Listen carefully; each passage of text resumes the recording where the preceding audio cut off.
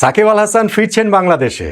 সাকিব আল হাসানকে আবারও দেখা যাবে বাংলাদেশ জাতীয় ক্রিকেট দলের জার্সিতে। ডিসিশন ফাইনাল, সবকিছু চূড়ান্ত হয়ে গেছে। বাংলাদেশ ক্রিকেট বোর্ড এই ক্ষেত্রে খুবই প্রোয়েক্টিভ রোল প্লে করেছে। বাংলাদেশ সরকারও গ্রিন সিগন্যাল দিয়ে দিয়েছে।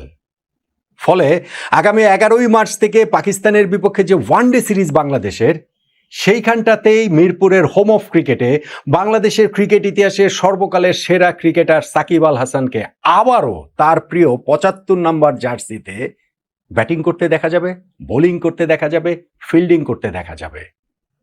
এর আগে একবার যে সাকিব আসতে চেয়েছিলেন, আমেরিকা থেকে দুবাই পর্যন্ত এসেও যদি সে আসতে পারেননি, তার চেয়েও কাছাকাছি এখন সাকিবের প্রত্যাবর্তনের সময়টা।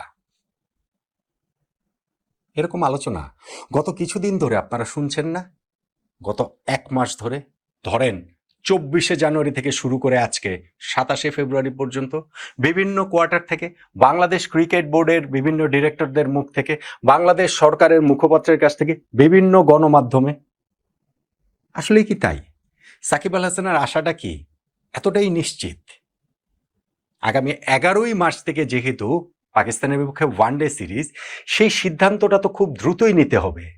সাকিবের ফেরা কিংবা সাকিবের না ফেরা হয়তোবা আগামী এক সপ্তাহ ম্যাক্সিমাম এর মধ্যে চূড়ান্ত সিদ্ধান্ত হতেই হবে। সাকিব কি বাংলাদেশ ক্রিকেটে ফিরছেন? ফেরার ঠিক কতটা কাছাকাছি তিনি আছেন? কত পার্সেন্ট চান্স তার বাংলাদেশে প্রত্যাবর্তন করার, বাংলাদেশের জার্সিতে আবার খেলার, তা নিয়ে একটু আলোচনা করতে চাই। দেখুন, বাংলাদেশ ক্রিকেট নিয়েই তো আমি মূলত আলোচনা করি, বা যে কোনো ক্রিকেট সংক্রান্ত আলোচনার জায়গাটাই আমার থাকে বেশিরভাগ কন্টেন্ট জুড়ে। এবং যে কোনো কিছুতেই আমার একটা স্ট্যান্ড থাকে, আমার একটা অবস্থান থাকে। যেমন ওয়ার্ল্ড কাপ ক্রিকেটে বাংলাদেশে খেলতে যাওয়া উচিত কি উচিত না, আমার খুব ক্লিয়ার স্ট্যান্ড ছিল, বাংলাদেশের খেলতে যাওয়া উচিত, যেটা আমি এখনো মনে করি অবশ্যই বাংলাদেশে খেলতে যাওয়াটা উচিত ছিল। ঠিক তেমনিভাবে সাকিব আল হাসান বাংলাদেশের জার্সিতে আবার ফিরবেন, বাংলাদেশে তিনি আবার আসবেন, সেইখানটাতে আমার স্ট্যান্ডটাও ক্লিয়ার। আমি অবশ্যই চাই সাকিব যেন আসেন। আমি অবশ্যই চাই সাকিব আবার বাংলাদেশের মাটিতে তার এই দীর্ঘ নির্বাসন কাটিয়ে ফেরেন। আমি অবশ্যই চাই সাকিব বাংলাদেশ ক্রিকেটে এখনো যেন কন্ট্রিবিউট করেন, এবং সেই সামর্থ্যের জায়গাটা তার রয়েছে। একটা সিরিজের জন্য না, বিদায়ী সিরিজের জন্য না। আমি এখনো মনে করি যে আমাদের ক্রিকেটের যে অবস্থা, তাতে একটা সিগনিফিকেন্ট সময়, অন্তত পক্ষে 2027 ওয়ানডে বিশ্বকাপ পর্যন্ত সাকিব এই দলটাতে কন্ট্রিবিউট করার যোগ্যতাটা রাখেন। এটা হচ্ছে কি আমার স্ট্যান্ড, এটা হচ্ছে কি আমার চাওয়া। কিন্তু বাস্তবতা কি বলছে? বাস্তবতা সাকিবের এই আশার পক্ষে অনুমোদনটা কতটা দিচ্ছে? আমি বলছিলাম মাসখানেকেরও বেশি সময় ধরে এই সাকিব আল হাসান কেন্দ্রিক আলোচনার জায়গাটা চলছে, এবং বিভিন্ন ইতিবাচক কথাবার্তা বলা হচ্ছে। সেই ইতিবাচক কথাবার্তা 24শে জানুয়ারি শুরু হয়েছিল। সেই শুরুটা কিভাবে হয়েছিল সেই প্রেক্ষাপটটা আমরা জানি। বাংলাদেশ ক্রিকেট বোর্ড তাদের মিটিং শেষে এসে মিডিয়াতে বলে দিলেন যে সাকিবকে আমরা ফেরাচ্ছি, ফেরাতে চাই, আমাদের মনোভাবটা সেই রকম। কারণ ওই দিনই বাংলাদেশের যে ওয়ার্ল্ড কাপ টি-20 আমরা খেলছি না, সেই সিদ্ধান্তটা হয়েছে। মানুষের দৃষ্টি ঘোরানোর জন্য তারা ওই কাজটা করেছেন। ক্লিয়ারলি আমি তখনও সেটা বলেছি, আমি এখনো সেটা বিশ্বাস করি। এবং আমি তখনও বলছিলাম, আমি এখনো বলছি যে ওই সময় বাংলাদেশ ক্রিকেট বোর্ডের সেটা ছিল স্ট্যান্ডবাজি। এই ডিসিশন তাদের না, এই ডিসিশন বাংলাদেশ সরকারের। এবং তারা ক্লিয়ারলি জানতেন যে 24শে জানুয়ারি তারা এই কথা বলছেন, 12ই ফেব্রুয়ারি জাতীয় সংসদ নির্বাচন। ফলে ওই নির্বাচনের আগের যে সরকার, সেই সরকারটা তো অন্তর্বর্তীকালীন সরকার তো আর সিদ্ধান্ত দিতে পারবে না সাকিব ফিরবেন কি ফিরবেন না। সাকিব তো ফেরেননি তাদের সময়।